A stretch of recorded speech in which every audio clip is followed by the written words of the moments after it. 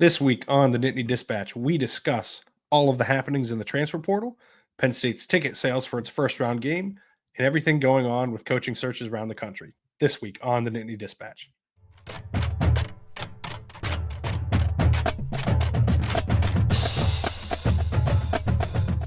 Hello and welcome to Nittany Dispatch. I am John Sauber, Penn State beat writer of the Center Daily Times. She's Audrey Snyder doing the same with The Athletic.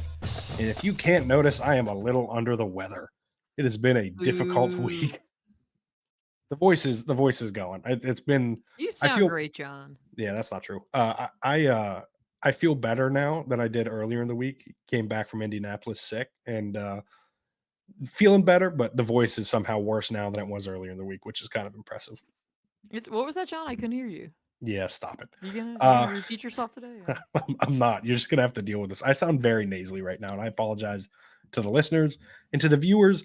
You are going to have to look at the reflection of my computer monitor in my glasses because I did not want to put my contacts in today with how I'm feeling. But if you are watching on YouTube, don't forget to hit that thumbs up button down below. Yeah, we'll get there. We're at the viewer session right now. You got to hit the thumbs up button, hit the subscribe button. If you're listening on Apple Podcasts, don't forget to rate, review, and subscribe. Those 5-star ratings and reviews really help us out. We've got a little bit to talk about here today. We are a little over a week out from Penn State's first round playoff game against SMU. Still a lot of stuff happening. I think the thing that most people seem to be interested in right now, though, is Penn State's ticket sales and where things are on that front, which is very interesting because the transfer portal's open. One of Penn State's best coordinators, I would argue its best coordinator, was the topic of a coaching search earlier in this week when we were traveling back from Indianapolis. That was a lot of fun to chase in the air while feeling under the weather. But I think people mostly care about the ticket sales right now. It's very strange. Yeah, that was kind of not what I anticipated, being the storyline as we kind of gear up. John and I are recording this Friday night, December 13th. It's Friday the 13th. I'm just realizing that. That's why I got a drink before we started, because I'm like, if the world ends, I just want to Smart. make sure I'm prepared. Town will look drastically different a week from now for sure. But yeah, Penn State had their general ticket sale, their general public sale Monday for the playoff game against SMU, which of course next Saturday at noon in Beaver Stadium. And John, a couple things surprised me.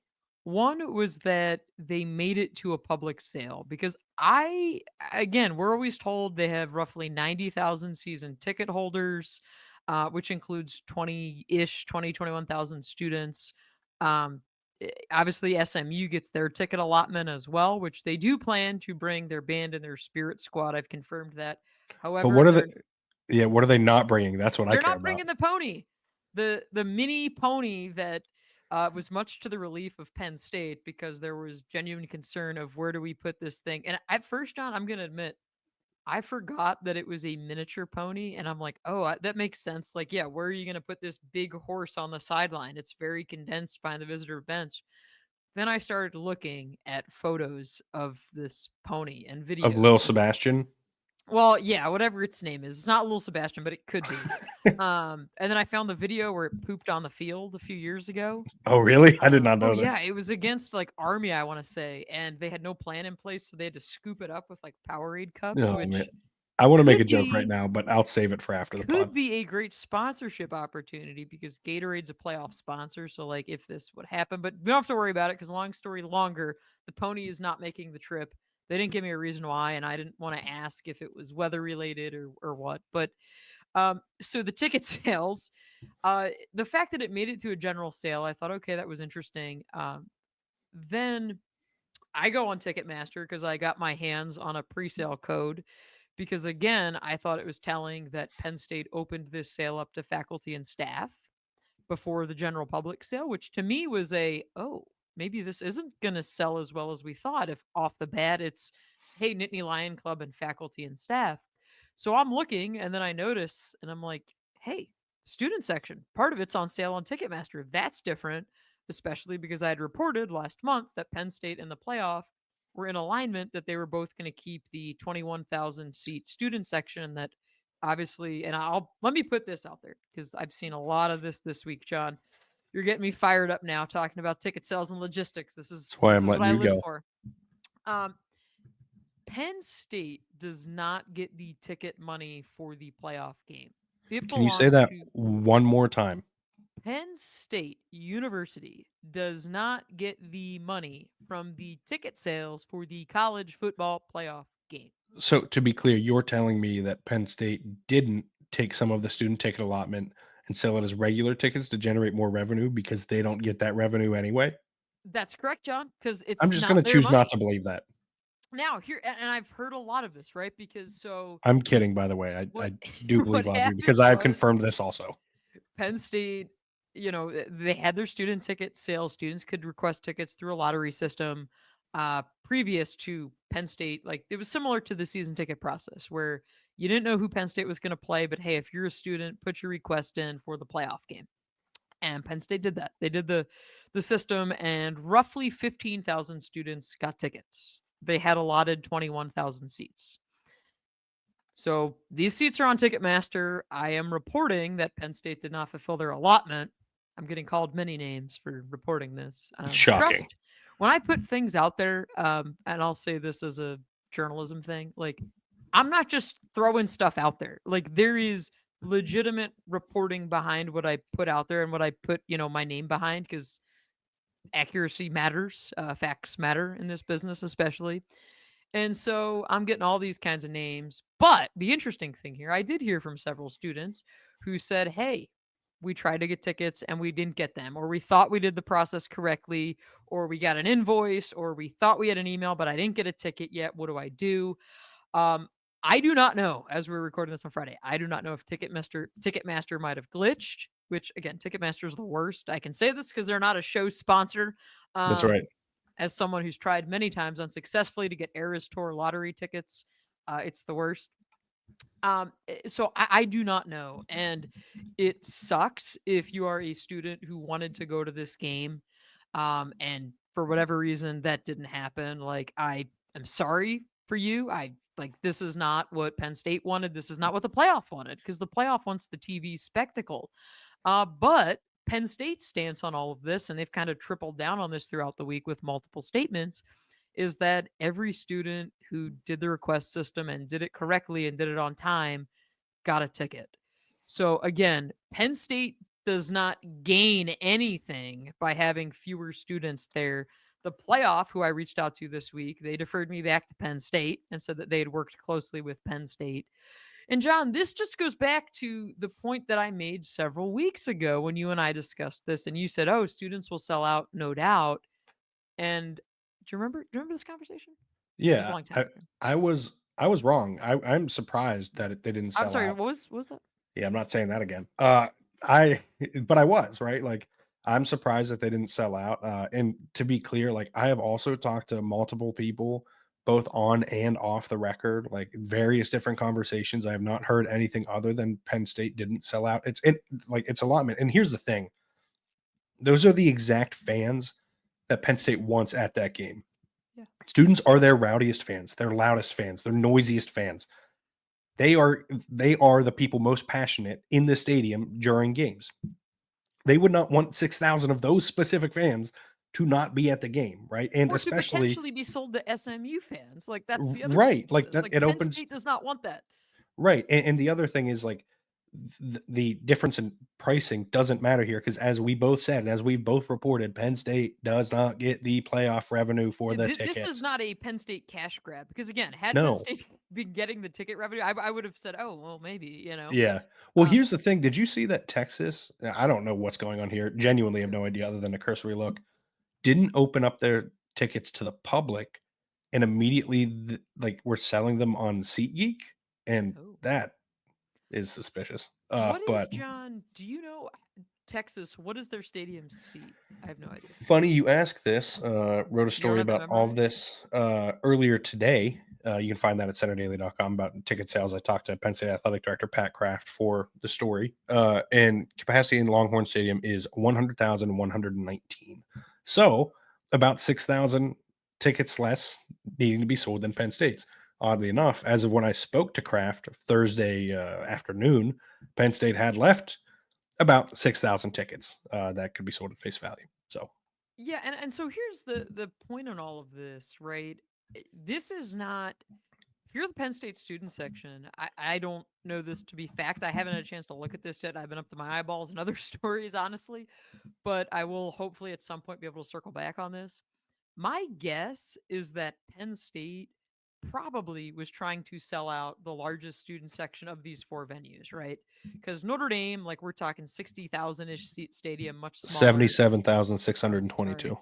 So how Yeah, dare I take listen, shade of the Irish? that's right. Yeah, I don't Do you want need Ohio I don't State's need too them in while our we're at it? feed.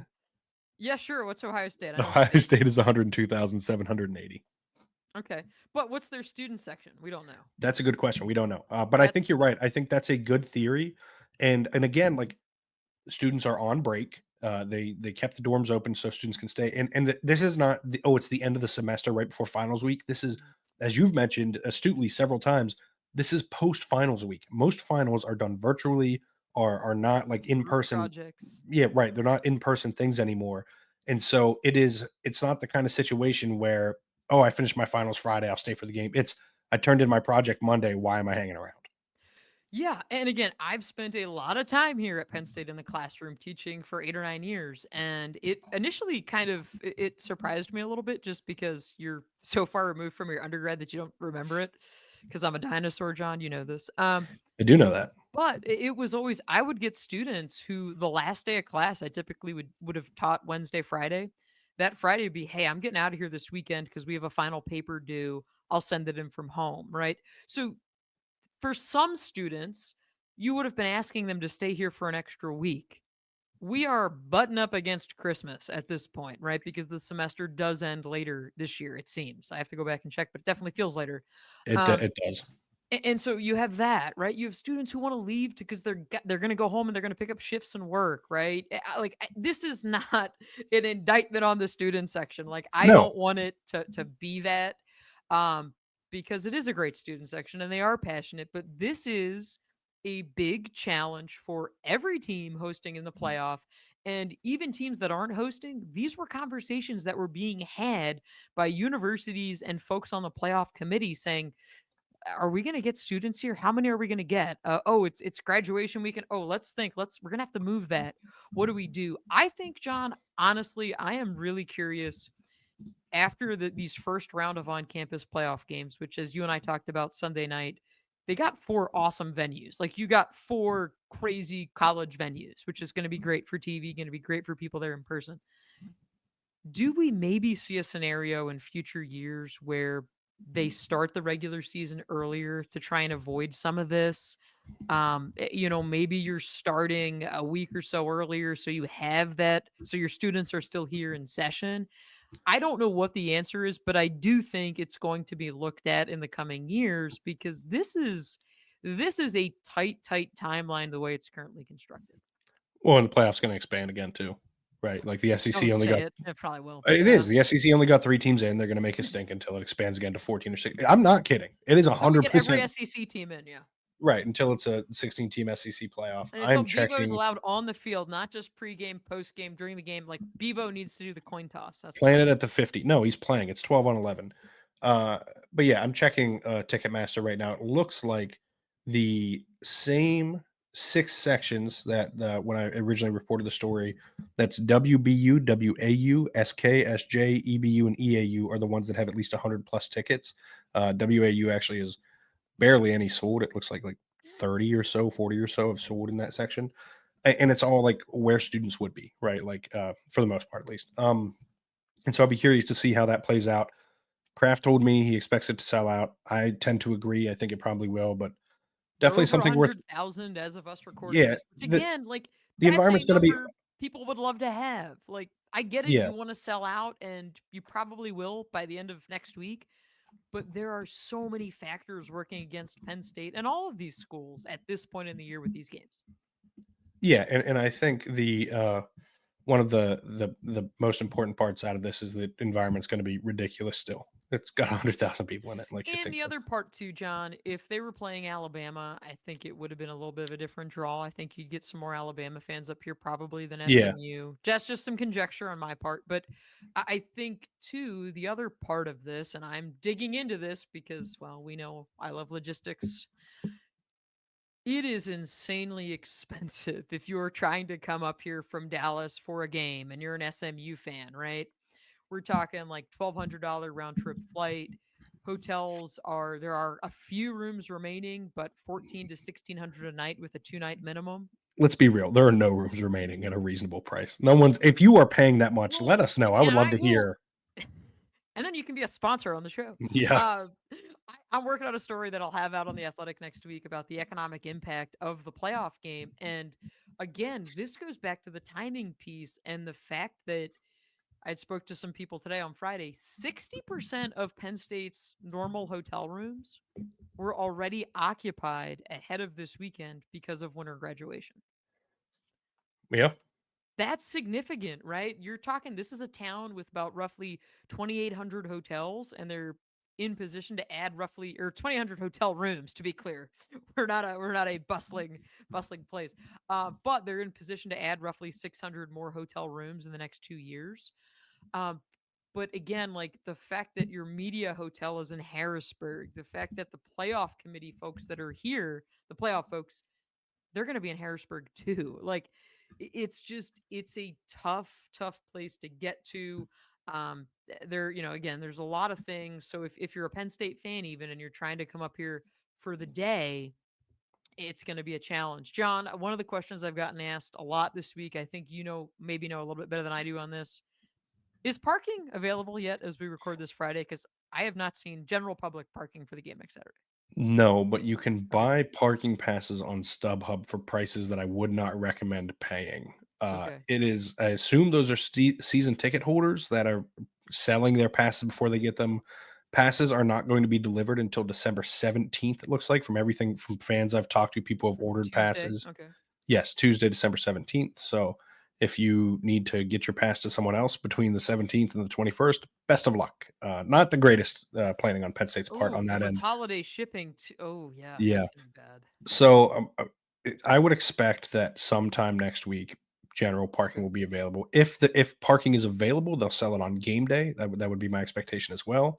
But Um, you don't want to mess with that because traffic and all Correct. that. If Yeah, you you are avoid going that to at the all costs. game, Yeah. either get a parking pass, Uber, have someone drop you off, like figure something out other than game day parking.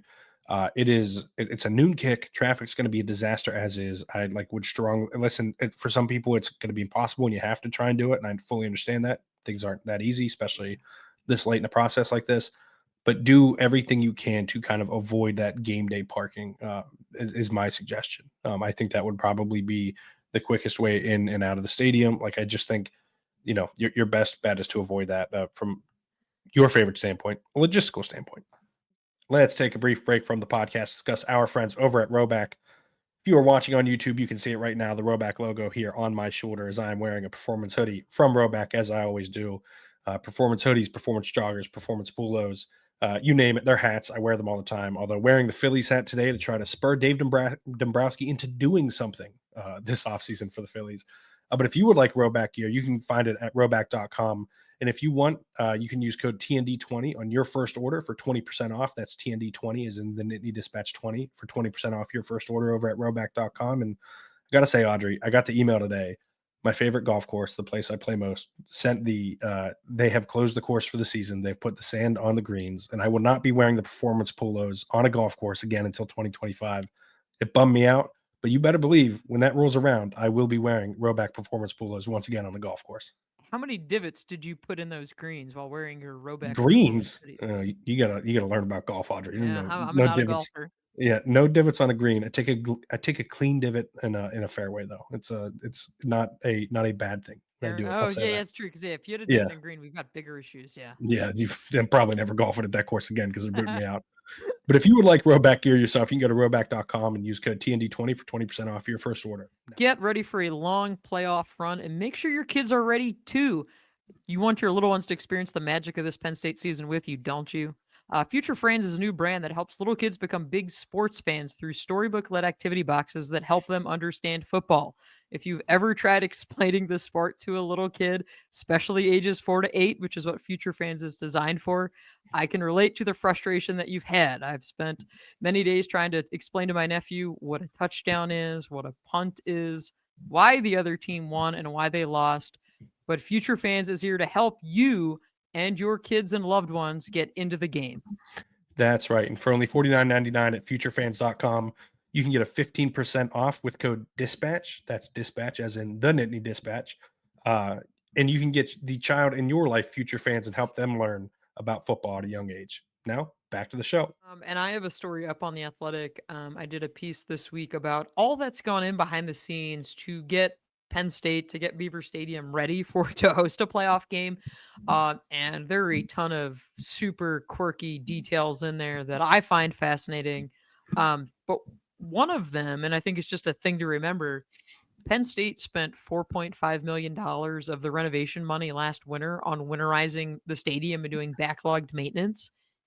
Had they not done that, John, there would have been a lot of folks holding their breath this week. And when I talk There'd be to a lot of that, people running water and sinks throughout the stadium, trying to make sure everything doesn't freeze. The Maryland game, the regular season finale, Pat said was like a really interesting test for them because it was really cold. And it was like, okay, like, are all the toilets working? Is the water working? Like, is the heat working in the heated areas? And so they were so SMU had a site visit this week. So like that's their ops folks come in, see the facility, kind of get the lay of the land, see, oh, this is the visiting locker room. Here's what the visiting sideline looks like. Here's where, the hotel we're going to stay the night before the game, all that kind of stuff. And during that visit, Penn State was like, okay, yeah, everything works. Like, we're good to go. They do have extra porta potties lined up for next week, John. Classic. Should bathrooms, again, exposed pipes. That was a big, not sexy part of this renovation, but that was a part of it, was this $4.5 million.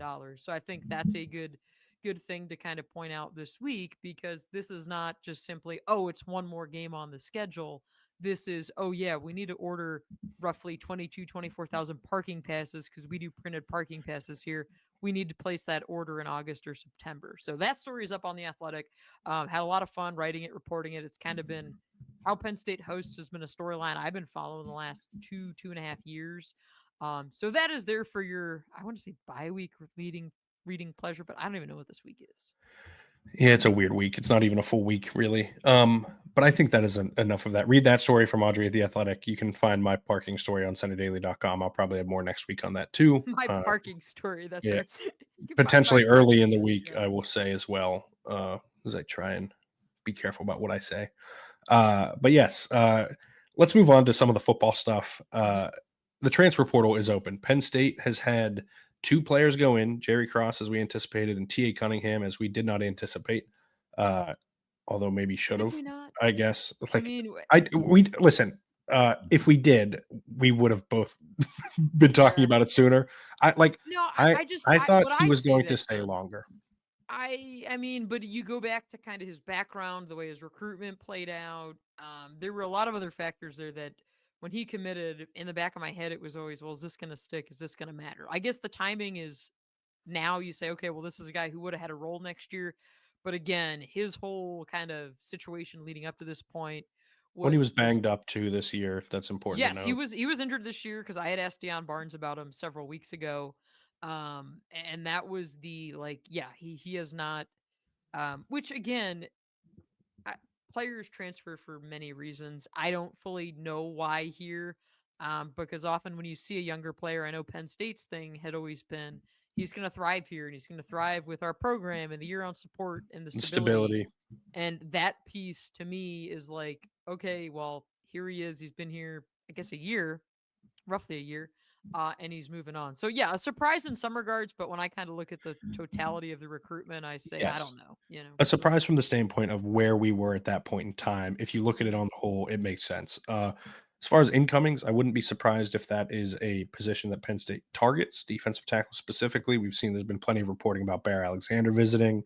There's been reporting about Eric Rivers, a wide receiver from FIU visiting, who put up big numbers, but I would temper expectations on Eric Rivers and what I would anticipate his production being wherever his next stop is.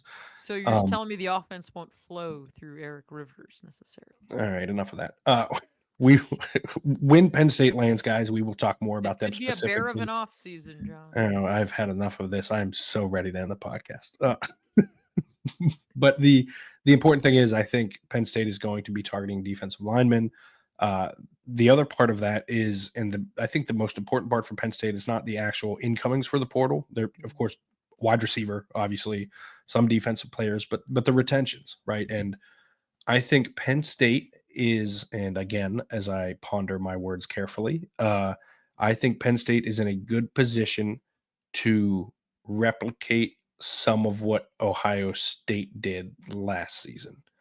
Lose to Uh, Michigan? What? no, that is Oh, that's not not where what you're I going with meant. it. Nope. You think about Emeka Egbuka coming back, Travion Henderson coming back, JT Tumalau coming back. Oh, When you think about, maybe a run it back type of scenario. I think Penn State is well positioned, not just with the guys you think about for that. Again, that's, I choose my words carefully. Who do I not Um, think about, John? that's a good question. There are obvious guys. Like everything we've talked about before. Abdul Carter is going to be a top 5 pick in the draft. Would not. I'm not talking about Abdul Carter. I Keep guess going. it's important to note here. Yeah. But yeah, I think we saw KJ Winston declared for the draft. Not overly surprising. He had a partially torn ACL. Tried to play through it against Bowling Green. They went in, got the surgery to repair it.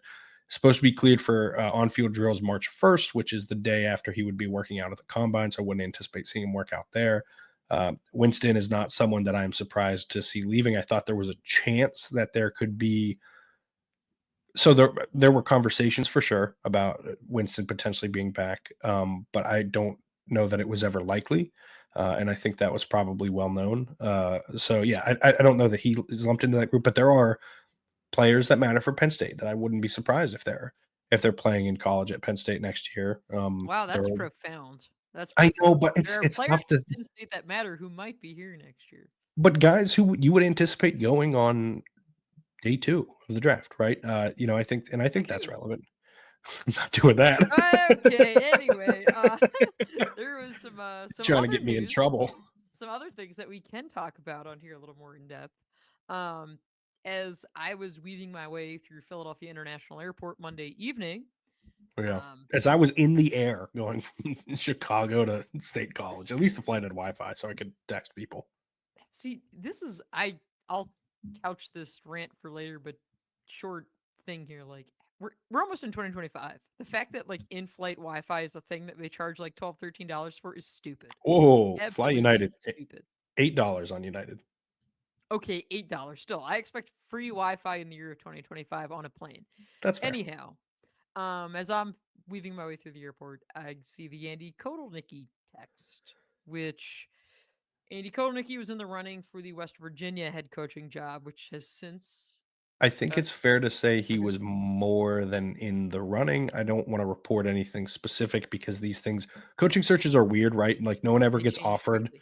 no one ever gets offered a job unless they accept it, right? Like that's just no one's ever saying that Well, no or one we will don't ever. hear about these things. Yeah. Yeah, but I'm saying no, I'm saying like from the whoever's making the hire, like from West Virginia's perspective, they're never going to admit that someone is a second choice, right? Like they're Right. never going to Oh, we confirm that. hired our top Yeah, choice. this We was nailed the press conference. Rich This is Rod was our always the guy. guy. Yeah, like and like okay, but like Andy Kotelnicki was a very strong candidate. I feel like that's a very fair way to phrase it at West Virginia.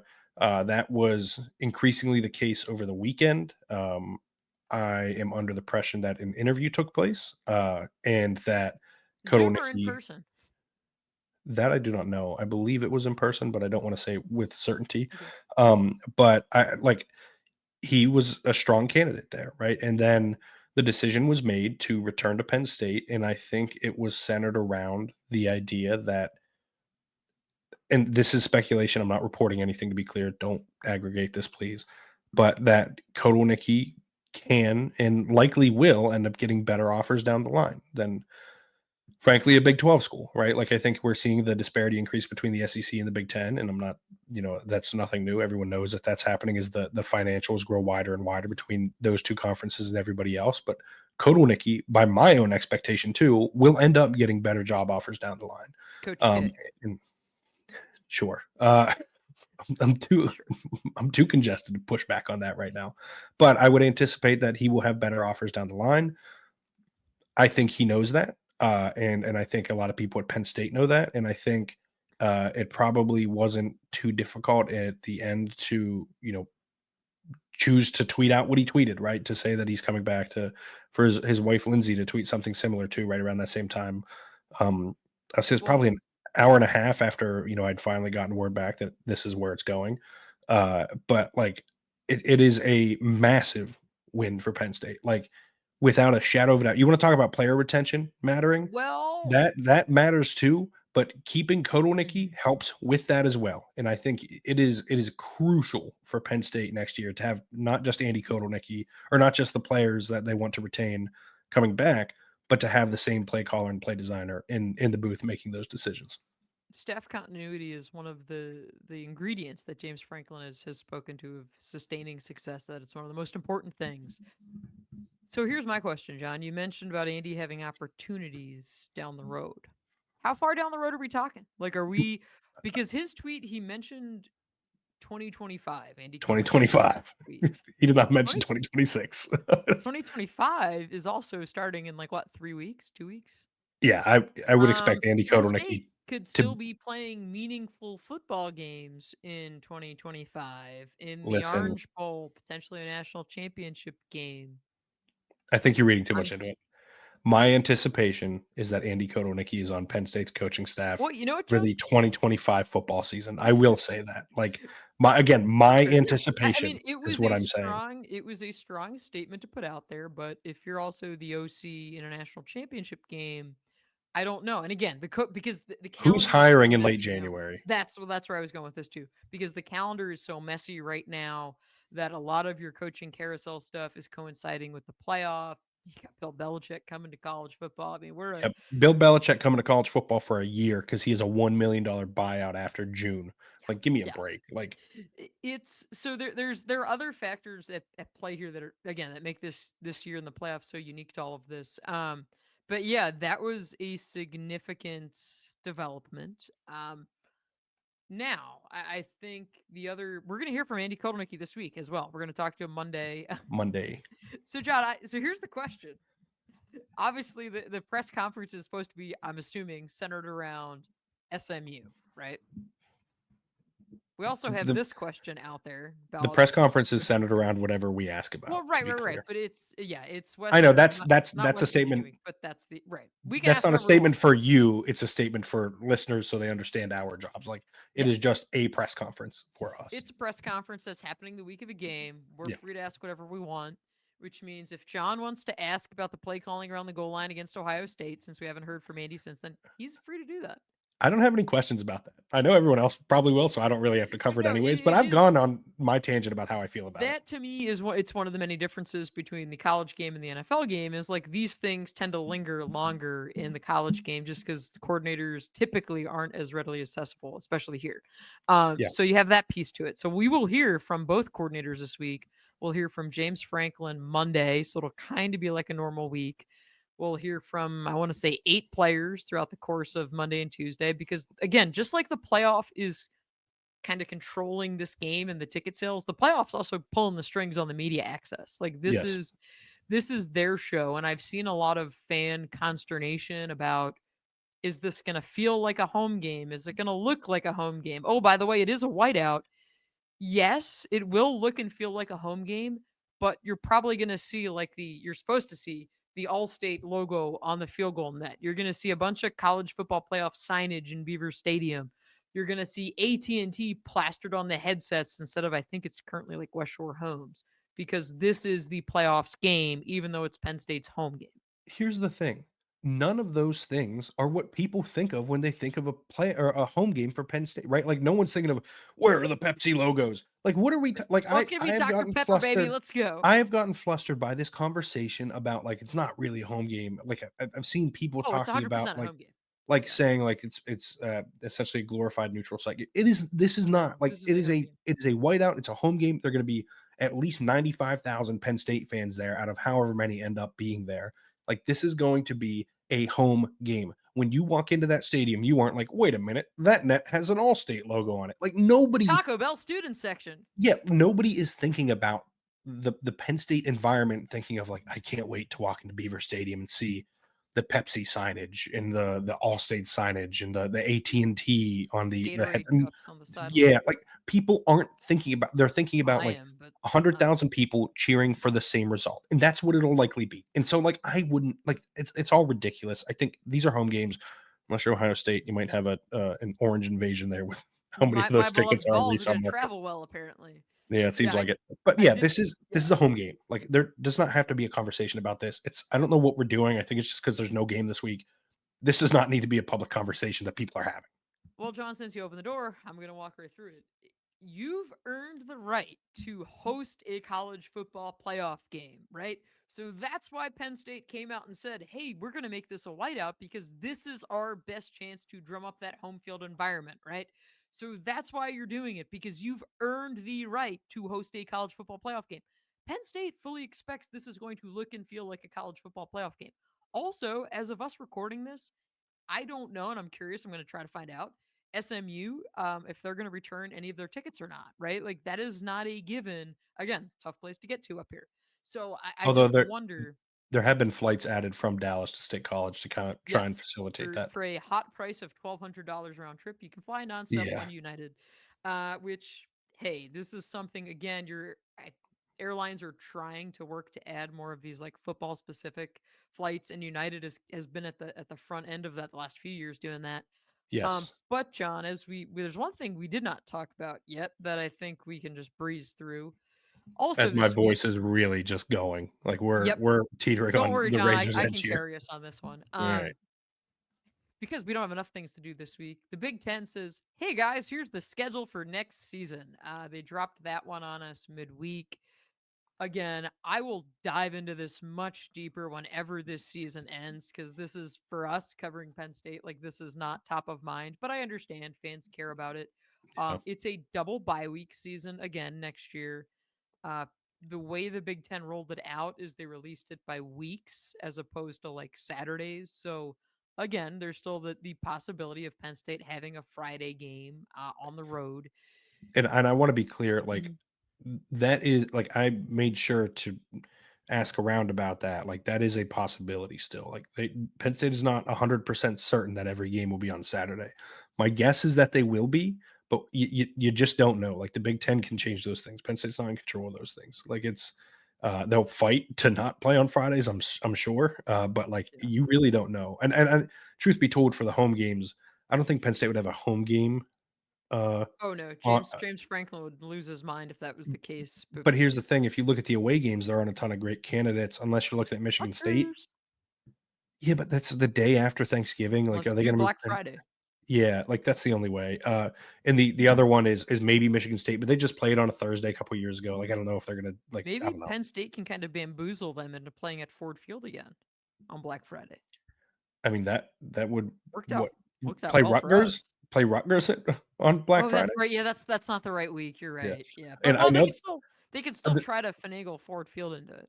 they're not gonna try and finagle, MetLife Stadium into it, I promise you that, because nobody likes to No, play at that stadium. no, definitely not. But the obviously, and we found out last week, the day of the Big Ten championship game, that Penn State Oregon is in September in Beaver Stadium. Um, again, I'll say this: like I know fans are going to default to this is going to be big noon, going to be big noon. Is it? There's been a lot of heat that has been kind of taken, fired off within this past year about Big Noon and about conference or the TV draft rather, and the network draft, I should say. And I would not say that is a given, right? Like you look at Penn State's home schedule next year, this should be your whiteout. Like that's your by far your biggest home game, right? Because Yeah, you're playing Ohio State on the road, which again, assuming that game is a Saturday, which you would think it is like Halloween weekend. yeah. Um, And then they play Indiana at home after that, which is like the only yes, other good potential catch. whiteout. Yeah, I don't think they want to have a whiteout in November again. you don't want to go that late in the year with it. So like you've really kind of teed it up. This should be it. I fully expect Penn State will kind of continue behind the scenes to like keep leveraging and fighting to be like, hey, this is our thing. It's best for TV when it's at night. Please let us do this. Especially with Oregon. Like again, we could still see this could be a national title rematch. Just saying. Just saying. If Um, it well, it's definitely a Big Ten title rematch. I'll say this: if you had to say right now, which game would be the whiteout next year, Audrey, Oregon. just based on your guess. And then would that game be at noon based on your guess and your guess alone? It Because would I'll be make that Oregon, and guess it for would not. It would be Oregon, and it would be a night game. and I would totally agree with that. And I think that's Now, but probably here's a the good place to thing, leave that John. conversation. I just there needs to be. I gotta meet the duck. I was really disappointed last weekend Right. that it didn't happen because they kept us off the field pre and post game. At So some I had to point, have my Puddles is going to opportunity. request a restraining order. We're inching closer and closer to Puddles This is requesting a this restraining. is all I want next year. Like Audrey and Puddles meet at Beaver Stadium, perhaps the day of a whiteout, perhaps at night. But anyway, so the schedule Perhaps. is out there. Yeah. Perhaps, No, perhaps we meet. I think that's a good place to leave it, as I am Mhm. really teetering closer and closer to just having a voice crack right here and it being brutal for John, it's everyone to listen puberty. to. Yeah, right. Like I don't need to be living through that again. Uh, Thank you for listening. Thank you for watching. If you're watching on YouTube, like I said, don't forget to rate, review, and subscribe to the podcast. If you're watching on YouTube, hit the thumbs up button, hit the subscribe button down below. You can find Audrey on Twitter at @OddSnyder4. You can find her on Blue Sky if you search Audrey Snyder. You can find her writing at The Athletic. You can find me on Twitter at John Sauber. If you search John Sauber on Blue Sky, you will find me there. And you can find all of my writing at centerdaily.com. We will be back with an SMU game preview next week. Very exciting to be covering a playoff game. I think it's going to be a lot of fun. It's going to be a fun week. Audrey mentioned we'll have media availabilities early in the week, so both of us will have stories, features, profile, whatever. Like all of it will be on The Athletic. All of it will be on centerdaily.com. But until then, thank you for tuning in. Have a great day.